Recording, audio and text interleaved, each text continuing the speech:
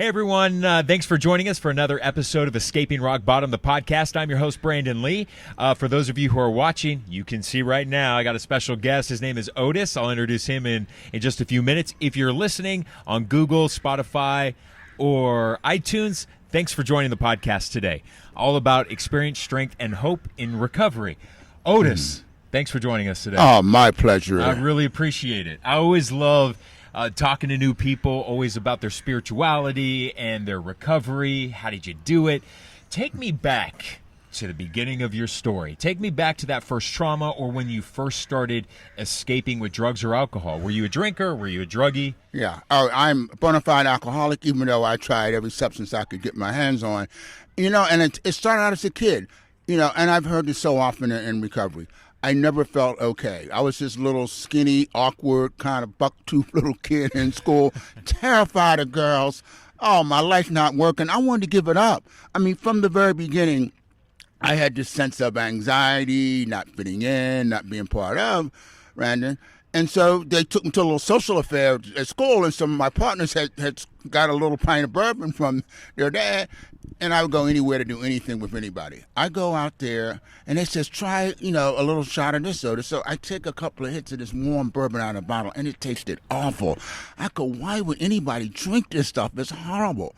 So I finished the three little drinks, and I go back inside to the little party, and suddenly I feel this exhilarating, almost electrical fire shoot through my body. I go, oh my God, what is happening? Overnight, I became the party animal. Hey, girl, come over here. Let me talk at you. I'm partying. I'm not afraid of anybody. Big guy bumping me. I go, get out of the way. I go, I have fell in love. I go, is life this good? And then I said this one thing to myself. I go, no wonder my dad drinks all this stuff all the time and goes to jail. I'd go to jail for this too. And I did. But, it was my first experience with alcohol. But it was a pleasant experience. I didn't have any problems. I drank all through high school, had a great time, graduated 1959, not much to do. And I saw a sign downtown. It said, travel, foreign lands, adventure. Oh, that strikes a chord with everybody with a substance. I go, whoever Uncle Sam is, I want to find this guy. I'm in. So I go down to the closest recruiter and I sign up. And then that's when my journey started. In the military, it's a perfect place for an alcoholic. Everything they do is wonderful. You can drink, gamble, chase women. Occasionally they kill some people. So, I go, hey, this is okay. Oh, I had a great 8 years in the military, but Vietnam kicked off and it got kind of rough, man. And I got back from the Nam and things weren't too good. And by that time, I escalated my drug use up to alcohol, and I'm in bad shape. And things kind of fell apart rather rapidly. And I did a geographic to California. Oh, the beginning of the end. Where do I end up at? Newport Beach. Now, a brother like me in 1979 in Newport Beach, fly in the buttermilk, not looking good. I'm drinking and drugging. They go, hey, we're rolling you down to Orange County jailhouse. I go, what? I'm just partying a little bit. They go, no, jail time's coming.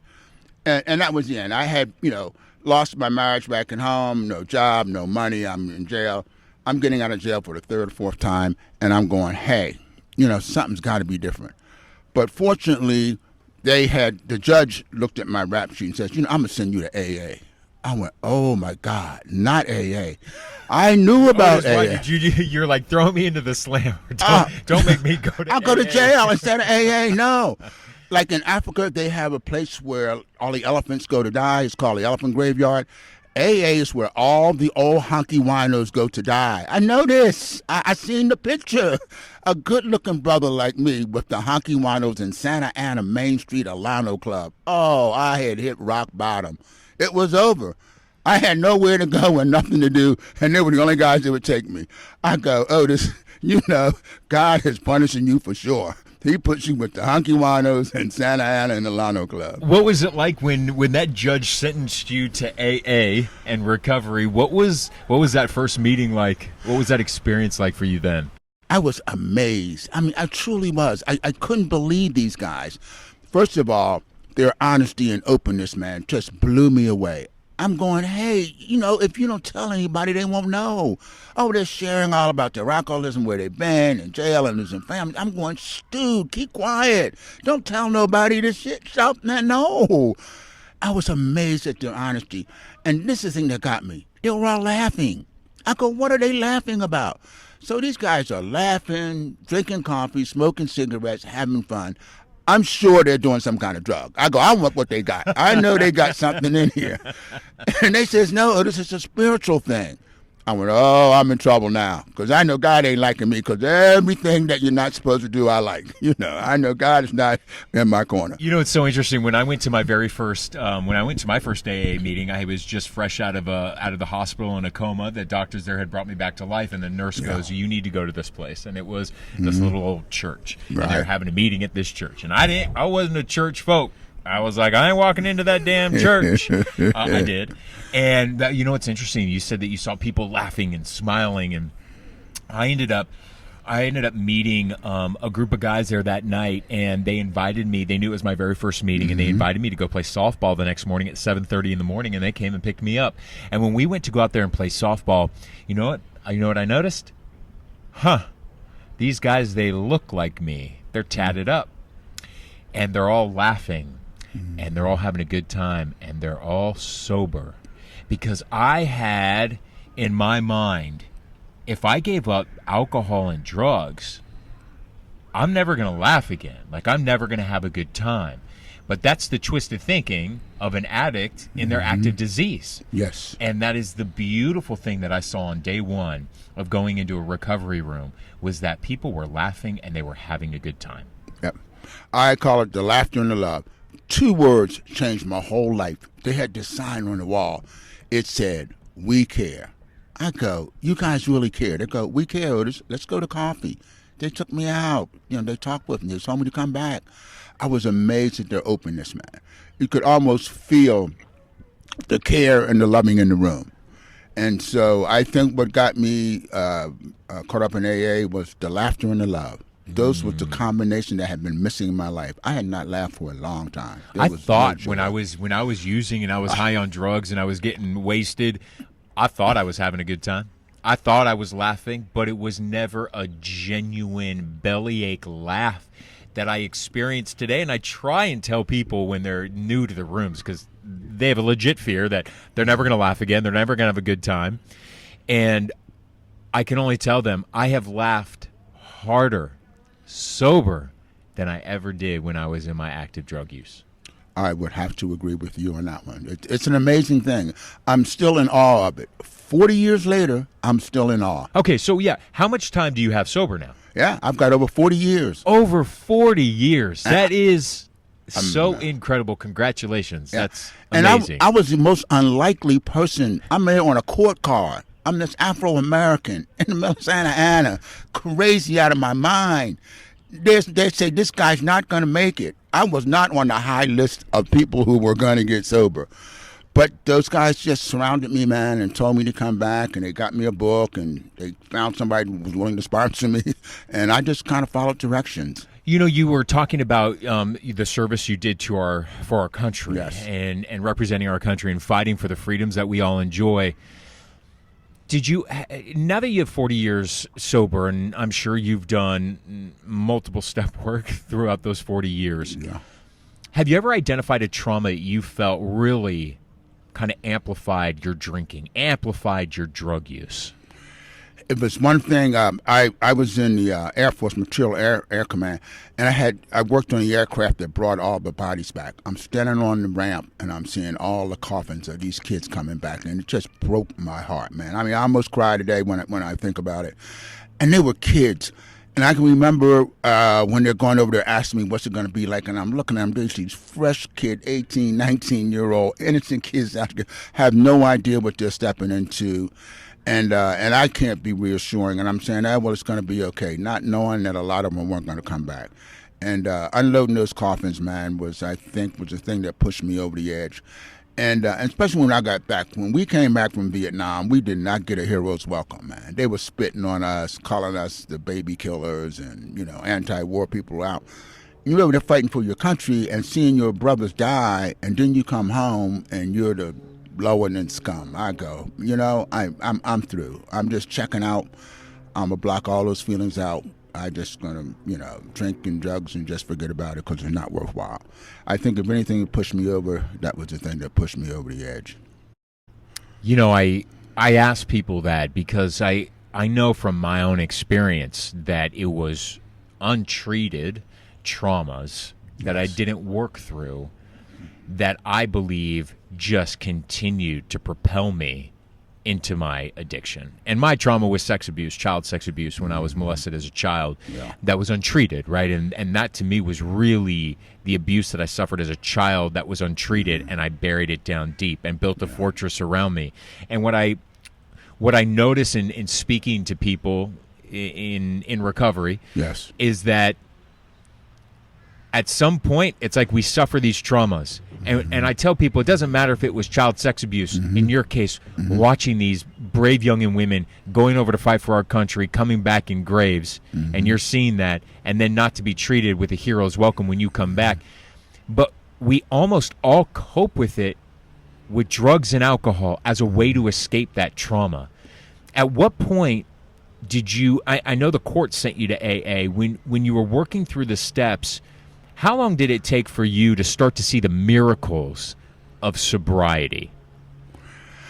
It was a while because I knew the obsession was coming back. I was shocked that I was having this temporary reprieve by going to meetings, but I was just sure that it was coming back because it always came back. And I know those feelings were going to start to come up when I wasn't drinking, and I didn't know how I was going to deal with those feelings when they started to come up. But amazing enough, they would come up. But as long as I shared about them in a meeting or shared with my sponsor, which I had no one else to share with, the sharing allowed me to vent that pain and let go of it and be okay with it. And they kind of understood, and it started to make all the difference in the world. The more I could just talk about it and express it with someone who just had a listening ear, who just cared. They weren't giving me advice, and it wasn't no psychotherapy babble because I didn't believe in that stuff anyhow. But they just listened to me. And I don't know, through that process, I was able to, handle those feelings when they came up. And then my sponsor got me involved in the steps. And I think my life really turned around when I truly was willing to turn my life and my will over to God. When I says, okay, God runs this stuff, I don't. Whatever happens, happens. I'm not going to try to fix anything or change anybody anymore. I'm just going to let life be what it is and enjoy what time I have left. And, and I learned how to kind of live in the moment, 24 hours a day, one day at a time, and just let stuff go. But it took a while. It was probably through my first year before I really got comfortable. That first year was just one day at a time. I would go to the Atlanta in the morning. I would stay there and drink coffee and shoot pool. I'd come back at noon, because it's the only place I would stay, and I'd come back at night. The only time I felt like I wasn't going to use, or I didn't want to kill myself, or I didn't want life to end, when I was in a meeting. I don't know, something happens inside those rooms. I feel like God shows up for us because he knows we're the lost ones. But God shows up, I get through that day, and over some time, it just slowly got better. Has there been a time, somebody who has a heck of a lot more time than I do, but has there ever been a period of your time in sobriety where you felt the stigma of being a recovering addict has maybe been used against you, or maybe you've had to go even above and beyond to prove your worthiness in this society that we live in? Yeah, well, I'm already feeling better enough. Being Afro-American that grew up in 1942, 1950, back of the bus, you can't eat here, you can't go to the school, you're never going to be enough. So I had enough stigma to start with. And then you threw alcoholism and ex-con and a veteran in there. I mean, you pick your poison at this point, man. There was a lot of things that just weren't okay. And being an alcoholic was the final end of all those things, because we had a real negative social stigma on alcoholism at that time. We were the guys in the raincoats in the alleyway with the brown paper bag kind of person, if that's what you were, an alcoholic. And and being an Afro-American alcoholic, well, I mean, I had really buried it, to the end. I had no value, no worth, and there were no opportunities for me. I'm 37 years old. I have no job, no money, no career, no life. and I want to give it all up. And this guy says, oh, there's only 2 things you got to do. I go, what's that? He said, stay sober and help another alcoholic. I go, that's all I got to do? He says, yeah, and the rest of your life will take care of itself. I go, you're kidding me. He says, yeah. He says, well, how you going to earn money? I go, I don't know. He says, well, you know what? They have this alcohol drug study program. You can go there. I go, they pay you money to talk to people. You mean I'm going to talk to Brandon over here? I suppose you don't get sober. I go, they pay you anyhow. I talk to him, they give me money. I go, I'll never work again a day in my life. So I just stumbled into it. Because what do you do professionally now? Yeah, professionally now, I'm an alcohol and drug counselor. Have been for the last 38 years. It's the only thing I do. I work with alcoholics and drug addicts. And I have this gift, and it's really a gift, that I can connect with you in 5 minutes. We talk, and we're best of friends. You're my brother. We're going to do this. And I can inspire and motivate people to at least take a look at recovery. So that's what I do. I help people. You know what I love? First off, you know what I love about that story is that when I first got clean, they sent me to the LGBT center, and they sent me to the mental health unit. Yeah. And this was right when I got out of the coma and finally got released from the hospital. And it was a few hours before I went to that first AA meeting. And I went to this mental health crisis center in Hollywood, and they had me meet with this counselor. And I'm sitting there in this office, and I'm telling this counselor everything that I had done leading up to that point, really that last month of just chaos. And I'm talking to him, telling him all the crap I was doing. And you know what he did? He looked at me and he said this, "Why are you so angry?" And I said, "What do you mean, why am I so angry? I'm not angry." He goes, "Why are you so angry?" I looked at him and I said, "Listen, man," I said, "you can talk to any of my friends. They'll tell you I will do anything for them. I will be there for them." And he looked at me again and he goes, "Why are you so angry?" And I said, if you say that one more time, I'm going to walk right out of this place. And he didn't give me another chance. And he said it again. He goes, "I want to know why you're so angry." He goes, "Because somebody who loves himself would not be doing the things you've been doing to yourself." Yeah. In a matter of 5 minutes, he was not a therapist. He was not a doctor. You know what I ended up finding out? This counselor was in the program. He had 15 years sober off of crystal meth, the same drug that I was playing with. All it took was another alcoholic to look into my eyes, cut right through all of my bullshit, and call me out. And suddenly, the gig was up. That's all it took was another alcoholic. So when you say you have that ability and that gift to connect with so many other people, it's because that's the beautiful gift that your higher power has given you of sobriety. Yeah. That now, alcoholics, we have this special gift, that we have this way, because there is nobody else who can say, "I know what you're going through." A doctor can't tell me that. Many psychiatrists can't tell me that. But another alcoholic can say, "Brother, I've been there." And you know what I can say is, "Yeah, you have." Yeah. How'd you get through it? That's the name of that game. I love when I'm talking to people and they say, "Well, how do you know so much about me?" I go, "I'm just talking about myself." And they look at me. So true. That's all I do. I tell you so about true. me, and you think I'm reading your life story, and I'm just telling you about me. And that's the beauty of it all, man, that we have this magical thing of one alcoholic or addict talking to another. It's the only thing I know that reduces that obsession and allows us to kind of function and kind of reconnect with ourselves. What is your life like today, 40 years sober, compared to what it was? Oh, sometimes I pinch myself. Here's my favorite thing. I'm coming down Coast Highway. I'm going past all the big houses on the hill. I'm in my convertible Mercedes-Benz with my shades on, and I'm rolling down Cali. And I'm going, Otis, if the brothers in the hood see you rolling down Coast Highway, looking up, waving at the nice little white people, man, and saying, "Hey, how you doing?" And this is my hood. This is my hood right here. I'm going, they would go, "Who are you robbing and what have you gotten up to?" I go, boy, they would not. They know I'm up to no good. And some days I just smile and go, "If you only knew from where I come to where I am," and I know God did it all. I just smile. And they go, "Why are you smiling?" I go, "You wouldn't believe me if I told you." What's your connection? I always tell people too, I didn't believe necessarily in God when I first got sober. I had resentment toward religion and all like organized religion. And that when I first got sober, it was really tough for me at the very beginning to conceptualize a higher power or a God. Clearly, I have a strong connection to my higher power now that I've worked the steps. What do you tell to a newcomer who comes in to recovery who may not have a relationship or who may not be spiritually fit? What do you say to that person?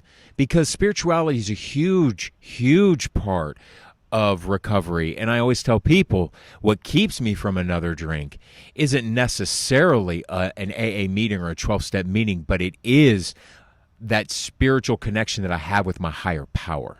Yeah. Well, I tell them, because they have a lot of resistance. I says, okay, whenever you hear the word God or higher power, I want you to put the word love in there. I want you to say, hey, love can restore you to sanity. Love will allow you to stop. So I've never heard somebody explain it to me like that. And they look at me. I love that. Yep, and they can't argue with love. I go, we all want to be loved, and we all want somebody to love. But love will carry you through this, man, because that's what you're going to find in those rooms at Alcoholics Anonymous. So let that be your higher power for now until you find something else. Yeah, and my sponsor, similarly, my sponsor said, you know what, Brandon, just go in there and just listen to people share their stories. Listen to what their stories is, and identify the people who have something that you've always wanted. Well, I wanted, I always listen to people in recovery who have successful relationships, right? Because that's what I want from myself. I want to one day get married, and I want those things in recovery and sobriety. And so that's exactly what I did, is at the beginning is I made other people in the rooms. Your story is my higher power today. Your story is getting me through today and keeping me from using. And eventually, over time, my sponsor had me doing uncomfortable things like praying, getting on my knees on the side of my bed. I could not pray in the shower. I could not pray while I was already in bed with my head on the pillow.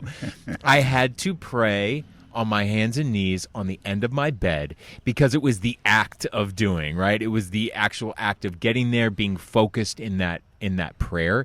And eventually, after about like 8 or 9 months, it worked. Like I was like, oh my God, this prayer shit really works. Like I feel it now. I feel it. So it was kind of doing that uncomfortableness of what your sponsor tells you to do. I know. I used to tease my newcomers. I says, look, we're not going to even charge you to pray. It's not like I'm going to charge you $5 a prayer. Bro, you get to do this for free. If it don't work, you haven't lost anything. Just get down there and pray and see what happens. It's free. It doesn't cost anything, and you might get lucky. So what do you got to lose? And I love that. And I've also had this conversation with somebody. I'm like, hey, listen. The bar, it's going to be there tomorrow. Like, that bar is going to be there tomorrow, okay? So today, let's just not drink today. And if tomorrow you really feel like you want to go booze it up, then go booze it up. That bar will be there tomorrow. But let's just get you through today without drinking. I hear you, man. My favorite joke with all of them, I said, look here, I got my sponsor. I told him I couldn't do this. I wasn't going to make it. He says, Otis, if you stay sober today, that's all I'm asking you to do, I will take you out drinking tomorrow. I'll buy you a fifth of Jack Daniels, and I'll get you a little blow. I go, I'm in. I go home and rest. I get up the next day. I come running, and I go, Kid, I'm ready to go. He said, where we going? I go, we're going to go drink. He says, what did I tell you? I go, you told me we were going to drink tomorrow. He says, that's right, we're going to drink tomorrow. I go, well, tomorrow's today. He goes, no, today is today. We're going to drink tomorrow. I go, wait a minute. He says, we're going to drink tomorrow. I've been looking for tomorrow for 40 years, and when I find tomorrow, I'm going to get drunk as a skunk as soon as I find it. If you find it ahead of me, Ryan, will you let me know when you find tomorrow? I'll let you know. All right. I'll let you know. I'll be searching for a long time, probably. Yeah. As we begin to kind of close, what's that level of advice, something that you've learned along the way that you'd like to pass on to people? A majority of the people who watch this podcast or listen to this podcast, Otis, a majority of people have never made it into a 12-step recovery room, right? These are people who either have a loved one who's suffering and they're trying to figure out what they can do, so they're listening, or they're in their active addiction trying to figure a way to get out of it. So what's a little bit of advice that you can kind of pass on to somebody who is struggling and looking for help? And my advice is it's almost simple. It's so simple. It's almost elementary. If you want anything, if you want to learn anything, if you want to do anything, the first thing you do is find someone who does it well and ask them how to do it. You want to be a skier? Go find someone who can ski. Don't go up on the mountain like I did by yourself. You'll break your darn neck, you know? Don't go try to hit the golf club without somebody to teach you. So you want to find somebody who's done it really well, follow their advice, and it's going to be as easy as 1, 2, 3. But do not try it on your own. I guess the biggest thing is to be humble enough to ask for help and then accept it when it comes. That's a beautiful message, and it's one that I will echo to the end of time. And I tell my sponsees, well, they've chosen me if they're already my sponsees, but I tell people in the rooms, choose somebody that has what you want. If you see somebody in the rooms and they look happy, right? They look bright. They've got this bright spirit about them. Go up and speak to them. Go up and talk to them. How did you do it? And how are you smiling today? You know, just as simple as, how are you so happy? You know, ask somebody, you know, start those conversations. And I tell anybody, I don't care how far down the scale you have fallen. I don't care how dark your past has been. It does not matter. You can have anything you want. You can build the most beautiful life, a life that you truly felt was impossible. And you can find that for $1 a meeting. And you might get a free cup of coffee with that. And a free cup of coffee. And if you had a really good meeting, there's a lot of good donuts and good snacks there as well. Otis, hey, I got to hug it out with you, my All friend. right. Thank you so Wonderful. much. Thank you so much for the laughs. An honor and a privilege, man. And that's one thing that taught me. Keep laughing, and life will get better. Yes, it does. Keep smiling. I love this. What an amazing treat to have Otis on the podcast. Thank you, everyone who is watching and listening. Share this on your social media and your Facebook pages, escapingrockbottom.com. We'll see you back here next week.